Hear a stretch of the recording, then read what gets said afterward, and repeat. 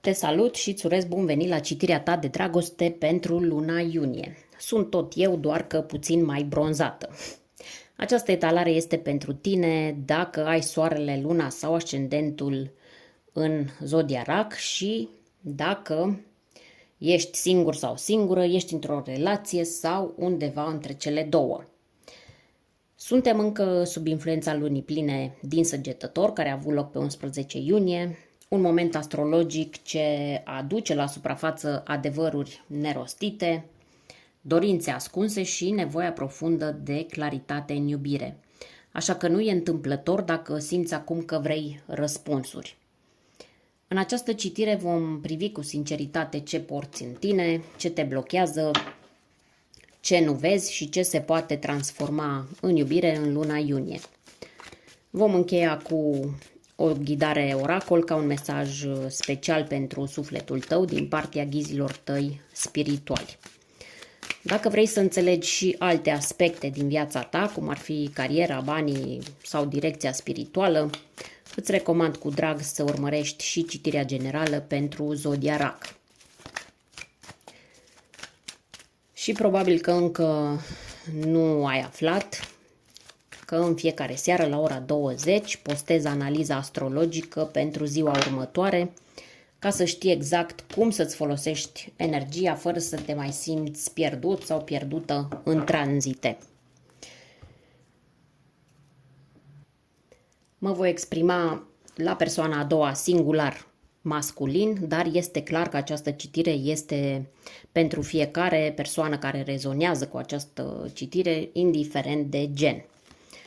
Haideți să așezăm cărțile și să vedem ce vor să ne spună. Avem 6 poziții în această etalare. Prima ne arată ce simți tu cu adevărat în iubire în acest moment. Aici avem spânzuratul. A doua carte ne dezvăluie ce te împiedică să trăiești o iubire împlinită. Avem aici 10 de spade. Fie o rană nerezolvată, o alegere neinspirată sau o influență din exterior. 6 de spade, a treia carte care scoate la lumină ceva ce nu vezi. Este o situație care se desfășoară în fundal și care îți influențează inima. A patra carte ne arată ce urmează în luna iunie pentru tine în plan sentimental. Avem aici împărăteasa. Cavalerul de spade îți arată ce trebuie să lași în urmă ca să faci loc iubirii care ți se potrivește cu adevărat. Și a șasea carte și ultima ne arată ce fel de iubire meriți și ce vine către tine atunci când ești pregătit cu sufletul deschis. Haideți să vedem care este și cartea oracol. Folosim pachetul de cărți Vocea Ființei. Un mesaj din partea ghizilor tăi spirituali în încheierea citirii de tarot, ca un dar pentru sufletul tău în acest moment din viață. Ia te uită, numărul 54 nu e pentru tine. Da, mai clar de atât cred că nu poate fi. Dar îl lăsăm pentru finalul acestei citiri, pentru că de obicei așa îmi place să le interpretez după ce vedem care sunt mesajele cărților de tarot. Cu aceste cărți pe masă, dragă Rac, se simte că luna iunie e un prag pentru tine. E ca și cum viața ta sentimentală te obligă să privești altfel o situație care nu mai poate continua la fel. Fie că ești singur și ai tot așteptat semnul potrivit, fie că ești într-o relație care a trecut prin suișuri și coborâșuri, ceva se schimbă radical în interiorul tău. Spânzuratul și 10 de spade deschid citirea cu o forță emoțională mare. Ai fost blocat, ai suferit, dar exact acele momente te-au trezit. Și nu doar că te-au trezit, dar luna aceasta aduce o alegere clară între a rămâne în suferință sau a-ți revendica libertatea și inima. 6 de spade și împărăteasa arată că urmează o tranziție. Una lentă, dar profund vindecătoare. Iunie poate fi luna în care începi să te simți din nou frumos, dorit, să te simți prezent în propriul corp. Cavalerul de spade și îndrăgostiții anunță o confruntare cu cineva sau ori cu cineva, te confrunți cu o alegere pe care trebuie să o faci, o alegere de viață. E timpul să spui ce simți sau să alegi cu adevărat pe cine vrei lângă tine. Dragostea care vine e intensă, dar cere curaj. Acum hai să vedem ce poveste îți spune prima carte, și anume Spânzuratul. Să vedem ce simți tu cu adevărat în iubire acum. Tu poate spui că nu știi exact ce simți, că ești confuz sau că nimic nu mai are sens. Dar, în realitate, sub toate aceste senzații, tu știi deja că ceva nu mai funcționează. Spânzuratul nu vorbește doar despre blocaj, ci vorbește și despre o trezire care vine exact din faptul că nu mai poți controla nimic. Ai avut poate sentimentul că ai tot așteptat pe cineva, ori că ai fost prins într-o poveste care nu se mai mișcă nicăieri. Fie că e vorba de o iubire care nu se mai întoarce, fie de o relație în care ți-ai pus sufletul, e clar că tu ai rămas suspendat între trecut și viitor. Spânzuratul vine cu energia lui Neptun, deci nu e doar despre a sta pe loc, ci despre faptul că ți-ai tot imaginat o variantă de iubire, probabil că una idealizată, și acum începi să vezi că ceea ce ai visat tu nu are nicio bază. Că poate ai oferit prea mult în speranța că vei fi văzut, vei fi ales sau că vei fi iubit la fel. Ai renunțat la control, dar nu ai făcut asta din detașare, ci pentru că ți s-a părut că nu mai ai ce să faci. Și totuși în acest nimic aparent prin care treci acum, tu de fapt te transformi. Vezi lumea altfel, vezi relațiile altfel și cel mai important este că începi să te vezi pe tine altfel. E posibil ca acum să ai momente în care simți că trebuie să te retragi, că nu mai vrei să alergi după cineva. Posibil să simți că ai nevoie să înțelegi ce simți fără să mai cauți răspunsul în inima altcuiva. Numerologic 12 devine 3, adică ești într-un punct de reconfigurare a realității tale afective. 3 înseamnă creație, dar și exprimare. Deci, ce simți acum cu adevărat? Această carte spune că simți o nevoie profundă de a-ți regăsi vocea într-o relație. De a spune, ăsta sunt eu și asta vreau eu. Spânzuratul nu te forțează să acționezi, dar te obligă să vezi lucrurile altfel. Și chiar dacă acum nu te simți pregătit să iubești din nou, tu deja ești pe drumul spre vindecare.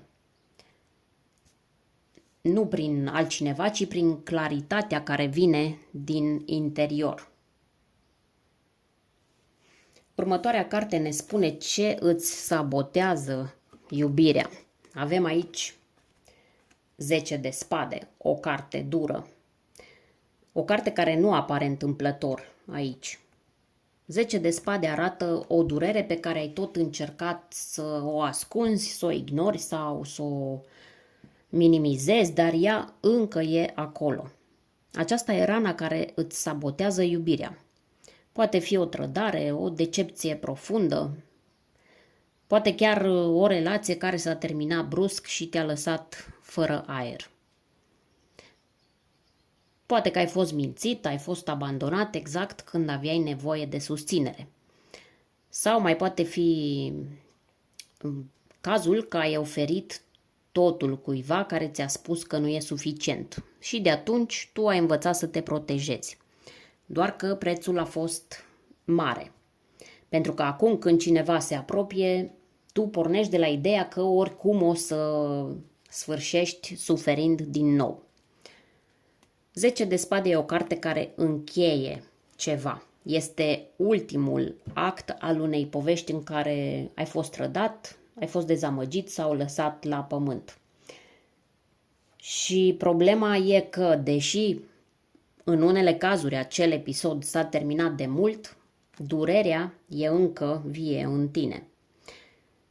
Și dacă nu o recunoști și nu onorezi această durere, o vei căra cu tine ca un filtru prin care vei vedea tot ceea ce vine spre tine. Asta te face să alegi greșit.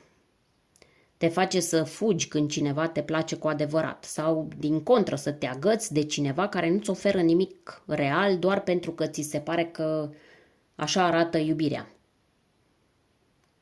Încordată, grea și dureroasă.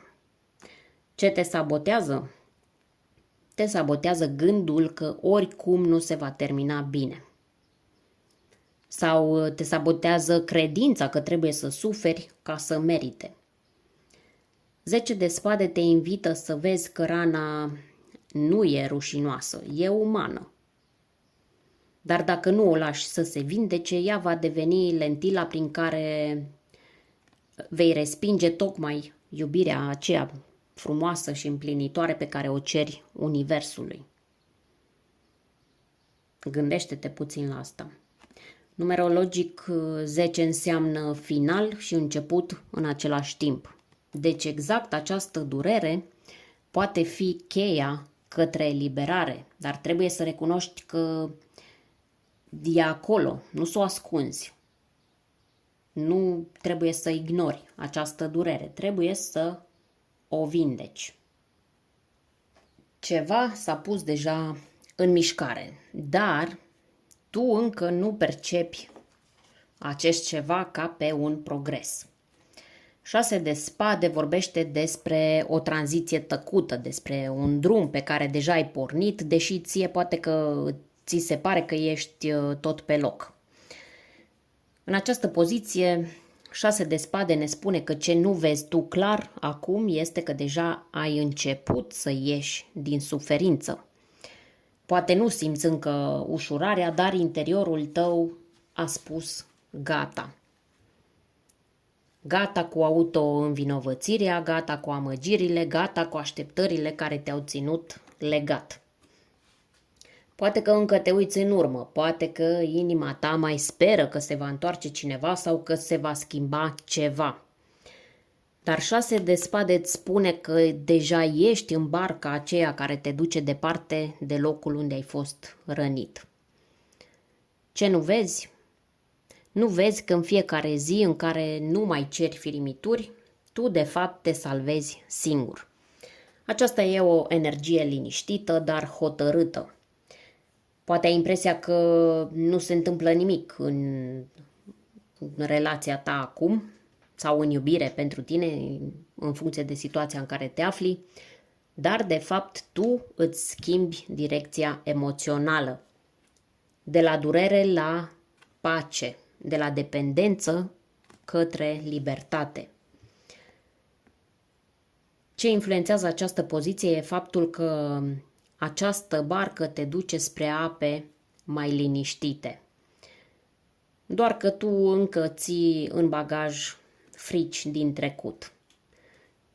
Și când nu vezi clar că te îndepărtezi deja de haos, riști să te întorci din obișnuință. Numerologic, cifra 6 este cifra vindecării și a echilibrului. Tu nu vezi că ești mult mai aproape de liniște decât crezi. Doar că această liniște nu va veni cu artificii.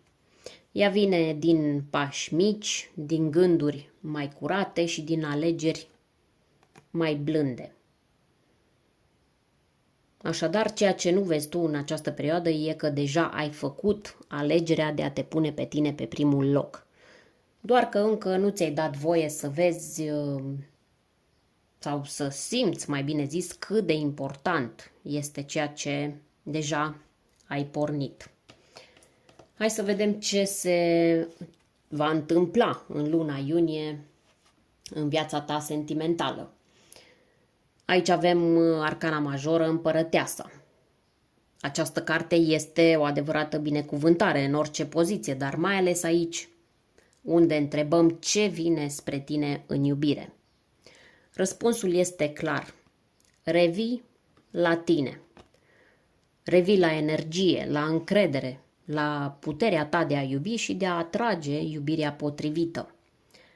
Împărăteasa este arhetipul feminității creative, arhetipul fertilității, nu doar în sens fizic, dar mai ales emoțional. În iunie urmează o perioadă în care încep să rodească în viața ta eforturile tale de vindecare. Începi să strălucești din nou, începi să fii văzut. Cineva te poate observa exact în momentul în care tu încetezi să mai cauți validarea altora. Poți atrage o persoană nouă, cu o energie caldă, matură, care te apreciază fără să fie nevoie să demonstrezi nimic. Sau dacă deja ești într-o relație, partenerul poate începe să te vadă cu alți ochi, pentru că nu te mai mulțumești cu jumătăți.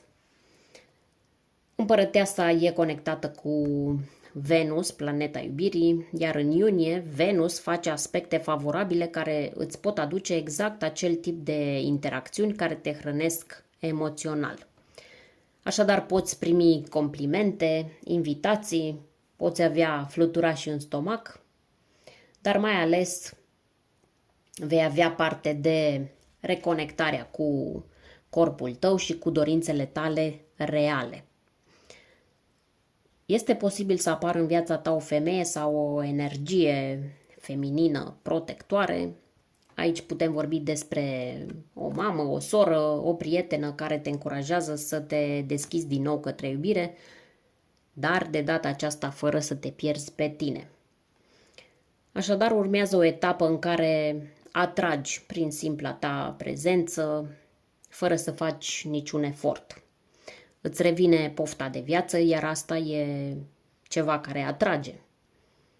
Deci nu trebuie să faci nimic special, doar să te întorci la cine ești tu atunci când nu te mai temi că nu ești suficient pentru altcineva.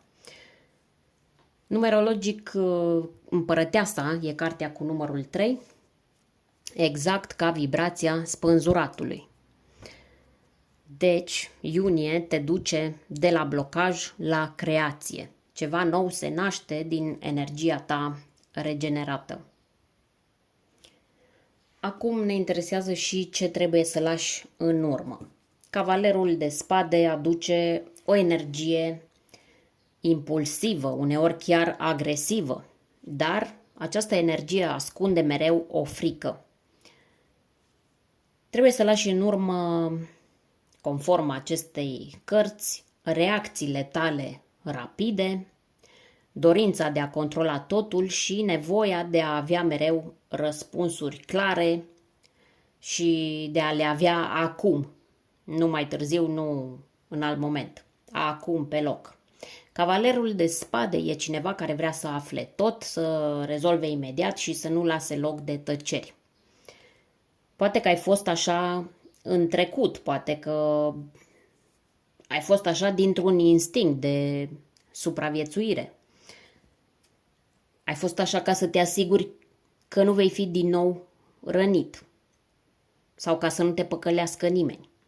Să spui tu primul ce ai de spus ca să nu ți-o ia altcineva înainte, dar asta te obosește și mai ales îți ia șansa de a trăi iubirea în ritmul ei natural.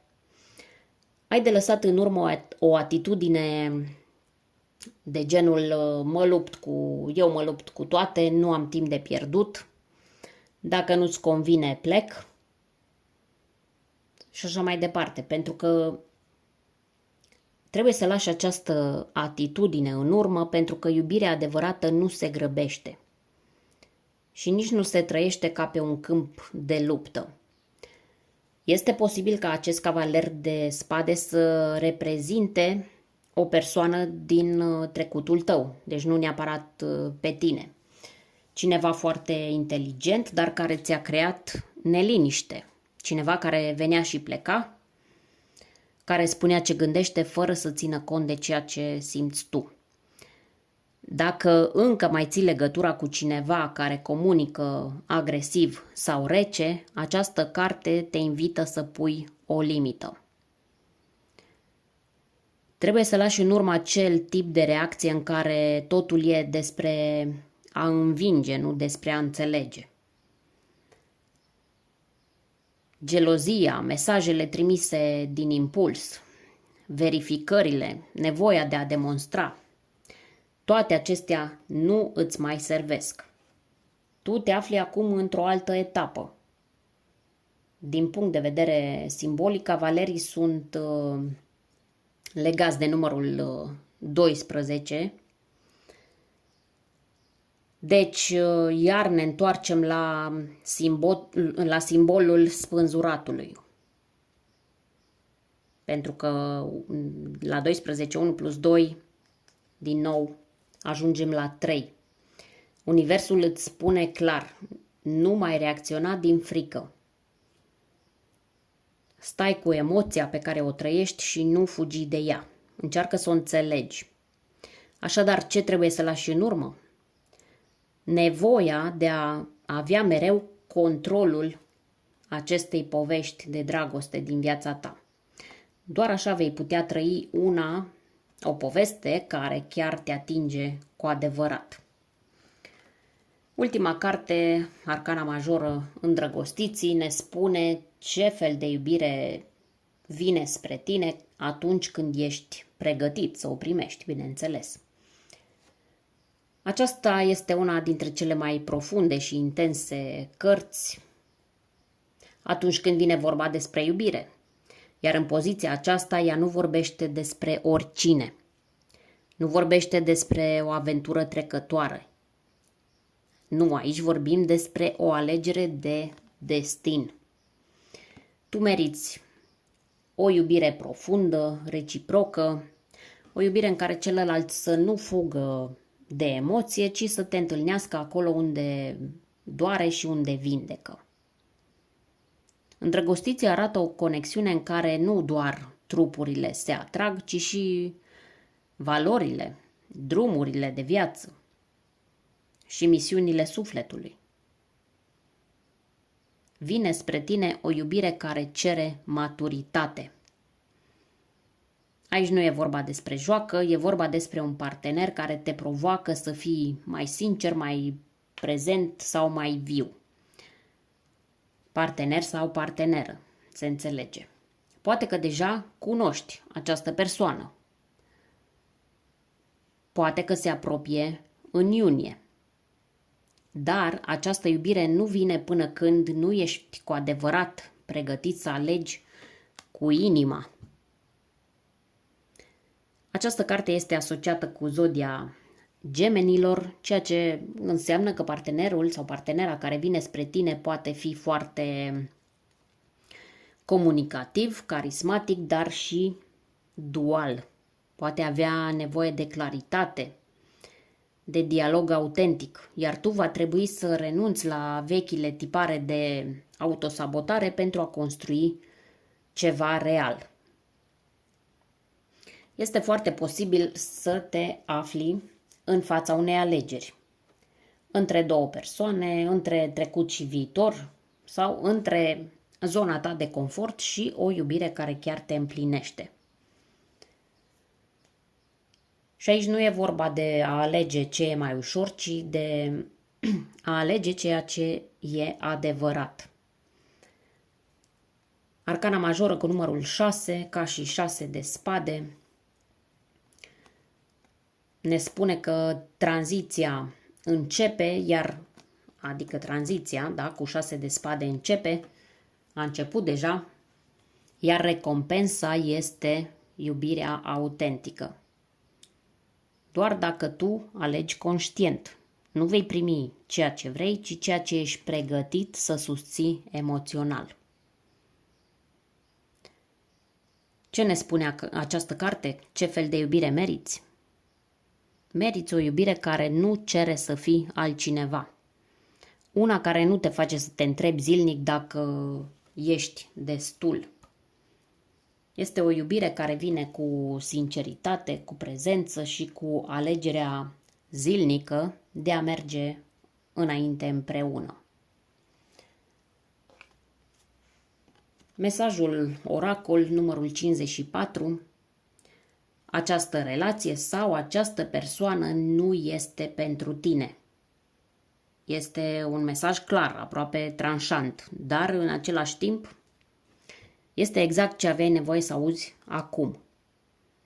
Această carte, acest mesaj nu vine ca o pedeapsă, ci ca o protecție divină. Ușa închisă la care ai bătut de atâtea ori nu era a ta. Persoana care ți-a tot dat speranțe, dar nu a venit cu nimic concret, nu era pentru tine. Acea persoană care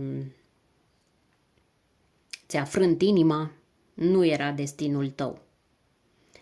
Numărul 54 în numerologie se reduce la 9, iar 9 este cifra înțelepciunii, cifra finalurilor karmice, a lecțiilor încheiate. Deci ești la finalul unui ciclu. Ai învățat suficient și nu trebuie să mai demonstrezi nimic. Nu trebuie să mai încerci încă o dată acolo unde sufletul tău deja ți-a spus că nu mai are rost. Această carte, da, vine cu un mesaj tăios, dar profund vindecător. Îți spune că refuzul este uneori cea mai mare protecție. Dacă cineva nu te-a ales, dacă ceva s-a încheiat, dacă o relație nu merge, nu înseamnă că tu nu meriți iubirea. Înseamnă doar că iubirea pe care o meriți nu era acolo. Acceptarea acestui adevăr îți deschide un spațiu nou. Un spațiu curat, sincer, pregătit pentru acel da care nu te rănește. Pentru acel om care nu te confundă. Pentru acel drum care nu cere să-ți stai bucăți din tine ca să încapi pe el. Așadar, în încheiere, sub influența lunii pline în Săgetător, care a avut loc acum 2 zile, chiar ieri, mai bine zis, că astăzi suntem în data de 12, acest mesaj e exact ce cere Universul. Claritate, eliberare și curajul de a spune nu la ceea ce te trage în jos, ca să poți să spui da la ceea ce te înalță. Amintește-ți că ceea ce nu e pentru tine nu-ți poate aduce pace. Și tu meriți o iubire care să nu doară și care să te hrănească. Dacă această citire ți-a adus claritate, lasă un comentariu cu orice simbol îți face ție plăcere sau spune-mi ce parte din aceste mesaje, din această citire a rezonat cu tine cel mai mult. Și nu uita că citirea generală pentru RAC este deja pe canal, iar în fiecare seară la ora 20 postez analiza astrologică pentru ziua următoare. Fac asta ca să știi cum să folosești energia zilei în favoarea ta, în loc să te lași copleșit. Îți mulțumesc că ai fost alături de mine și până data viitoare ai grijă de inima ta. Pe curând!